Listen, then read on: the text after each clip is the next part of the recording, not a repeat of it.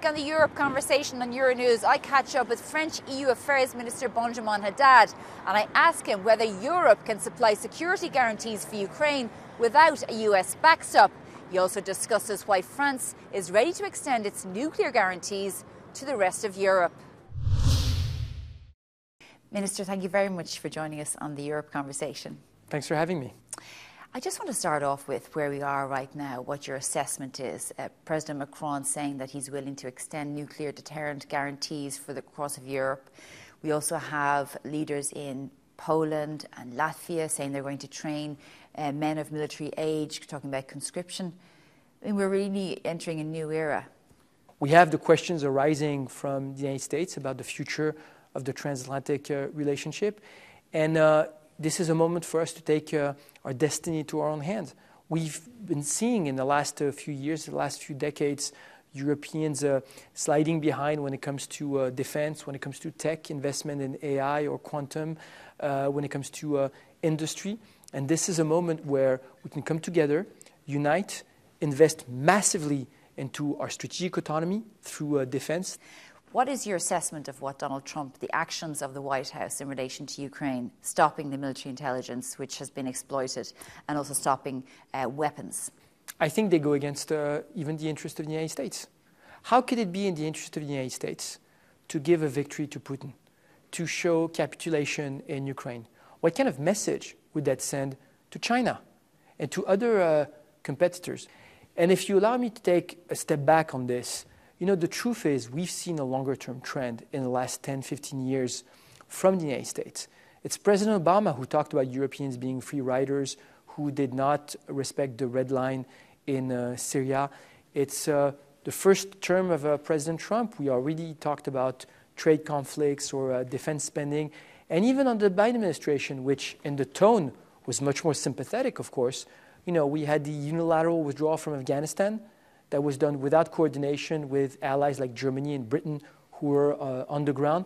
We had AUKUS, the submarine crisis with France, and we had the IRA, the Inflation Reduction Act, a massive protectionist program which amplified everything the Trump administration was doing on protectionism without any coordination with Europeans. So you see these trends of the US focusing on itself, focusing on Asia, protectionist trends, leaving the WTO, for example, at the expense of Europeans. So we need to see the writing on the wall.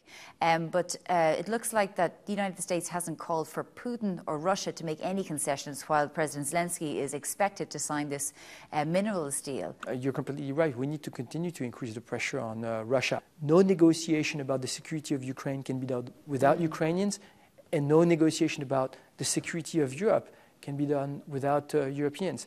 And Europeans will play a key role in any form of security guarantee in the long run, and this is why we need to be around the table. But we don't have any guarantee, and it's not likely to be forthcoming in relation to a backstop from the United States. I mean, President Macron had a very cordial meeting with President Trump a short time ago, but nothing substantial emerged from it.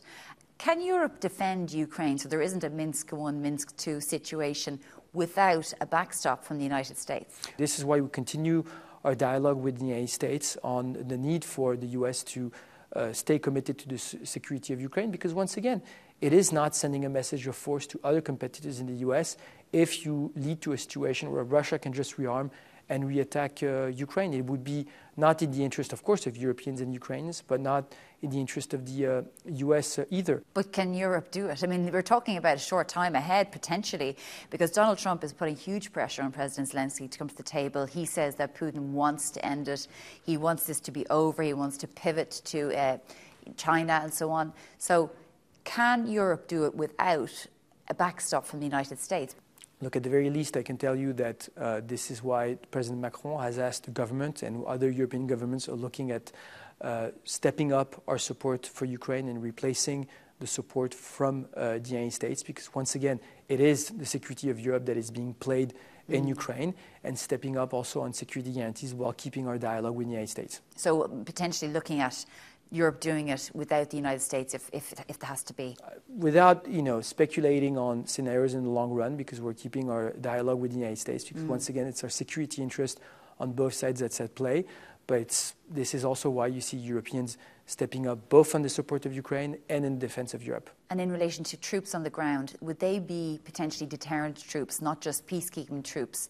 Well, look, the question is, once again, if you have tomorrow a ceasefire, you need to be able to have a force to be able to preserve it, a peacekeeping force, if you will. So this is where Europeans will have to take their responsibility. We are ready to do so. We've already said so with other able and willing partners. You've heard the Prime Minister of the United Kingdom already talk about deployment of a contingent. Of course, not to fight war. We always need to underscore this, but to be able to keep the peace on the ground in the long run. And this is a discussion that's being held right now among allies. Okay.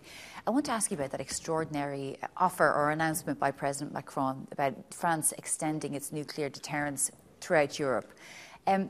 What does this mean exactly? Is that the European Union? Is it the whole of Europe? Is it Ukraine? Is it within NATO? Of course, the French nuclear deterrent will always stay sovereign in the sovereign decision of the head of state of the French Republic. So it's no question, of course, of sharing the use of the nuclear deterrent, the nuclear button, if you will. With that being said, French presidents, ever since General de Gaulle, actually the founder of the French nuclear deterrent, have always said that French nuclear deterrent is here to protect the vital interest of the French nation, and these vital interests have a European dimension. Of course, when our neighbors and our allies in Europe are attacked, it has an impact on the French vital interest. So what President Macron has said is that he wants to open a conversation with partners who want it. And he said this actually for the last few years, this is not something new, about how the French nuclear deterrent can contribute to the security of European partners. It's been striking to see that the next Chancellor of Germany, Friedrich Merz, was actually quite forthcoming in a recent statement saying that he wants to have this conversation. This is something very important to us. So it could potentially, though, include Ukraine, for example? I think let's see, where that could go. But at the very least, having this conversation with Germany and other countries in Europe. And I want to talk to you about defence as well and investment, because obviously that is something that each country is really having to put money in towards and taking out of their exchequer. In France in particular, you have a very good social system, a very strong social system that's coveted across the world. Where would that money be coming from for all this major investment from France? There's a few responses to your question. First, about what we can do at the European level. So the European Commission, just on Thursday, announced a series of measures to relax budgetary rules to make it easier for national member states to be able to invest in defense. That's already a major step, and that's something that we had been advocating alongside partners in Europe for a long time. Then a loan from the European Commission, 150 billion euros, to member states when they invest in the capabilities that I was mentioning earlier, where we are lagging. You have the possibility of creating Eurobonds, borrowing money. Look, we did it during the COVID crisis, right? We've benefited from decades from what we call the peace dividends, which basically that we could invest in our domestic politics when the United States was taking care of our security. To be fair, in France, a little less so than elsewhere, because we have our nuclear deterrent and because we have constantly invested in defense. But yes, we will have to make budgetary decisions. And this is the conversation we're having in France right now about how we can increase our defense budget while keeping investors, so not raising taxes, keeping our companies here, keeping investors. Does that mean working more? If you look at the amount of time worked in France compared to other European countries, we're slightly behind. Is France ready for that discussion? Because we know that domestically, from a political perspective, everybody's quite divided. You have the rise of far-right parties and so on. Serious problems getting the budget passed recently. It will have to be a moment of responsibility for everyone. We see the world around us, and I think the French are very lucid, very conscious about the world that is changing. Just before I let you go, Minister, just two more questions. First of all, do you think that this decision by President Macron to extend nuclear guarantees to Europe will bring France under the threat of Russia? Because we know the Russians have said that this announcement threatens them. And second of all, one of the things that you've spoken about is the decades of Europeans buying US weapons. And you said you have concerns before that these could become immobilized? First, I would say, if you allow me to answer quickly your second question, Russia is already a threat to France and to Europe. We see cyber attacks, we see foreign interference, we see Russia going after our interest and influence elsewhere. We see the incredible pressure we've seen on democracies like Romania or Moldova. We see, of course, the aggression against Ukraine. Through Ukraine, we know that Russia is going after the European security architecture, and that it's targeted France also repeatedly. To your question on the industry, it's a very important point because we support the notion of the European preference for funding for our European defense industry. Because the only way to have an autonomous European defense industry is to make sure that you have the control of the technology, so you have the technological know-how.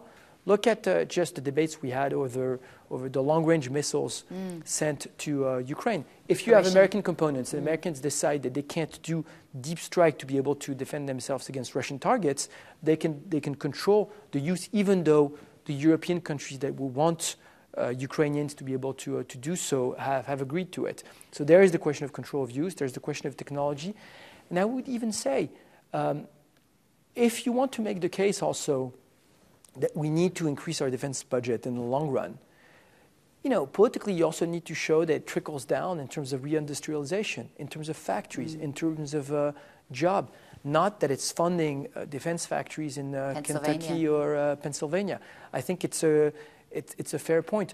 Okay, Benjamin Haddad, Minister for European Affairs of France, thank you very much for joining us on the Europe Conversation. Thank you very much.